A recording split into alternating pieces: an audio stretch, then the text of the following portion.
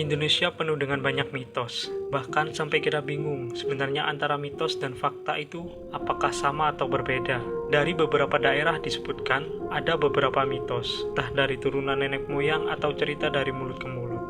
Yang pastinya membuat banyak orang percaya dan mengikuti mitos tersebut. Walaupun hanya isapan jempol belaka, tapi banyak orang yang percaya dengan mitos, karena konon beberapa mitos benar-benar nyata. Dan berikut adalah beberapa mitos teraneh di Indonesia. Menyapu bersih agar suami tidak berewokan. Pekerjaan menyapu ini adalah pekerjaan perempuan, yang pastinya sering diidentik dengan menyapu. Sepertinya banyak perempuan yang mempercayainya. Bila tak bersih menyapu, maka suami juga akan berewok. Secara logika sebenarnya tak masuk akal, tapi tak sedikit beberapa orang mempercayainya. Bersiul di malam hari dapat memanggil setan. Bersiul di malam hari dapat memanggil setan. Sebenarnya agak masuk akal, karena di malam hari kita tak tahu apakah ada penghuni jalan atau penunggu yang diam di suatu tempat.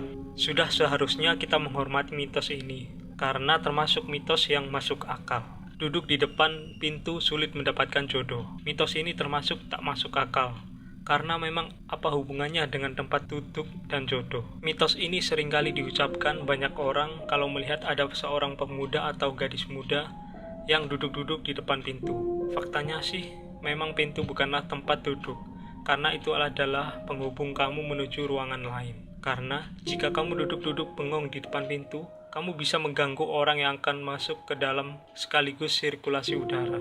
Belum lagi kalau kamu menghabiskan waktu untuk duduk saja, maka kamu akan dianggap sebagai pemalas. Kalau sudah malas, maka kamu tak akan mendapatkan pengalaman dalam hidup dan benar saja. Jodohmu akan benar-benar jauh dan seret. Dilarang keluar saat maghrib. Sebelum teknologi canggih, kita sering bermain keluar. Ada beberapa orang tua melarang kita bermain saat maghrib tiba karena memang berbahaya bila sudah keluar malam. Bahkan ada mitos larangan keluar saat maghrib karena adanya wewe gombel.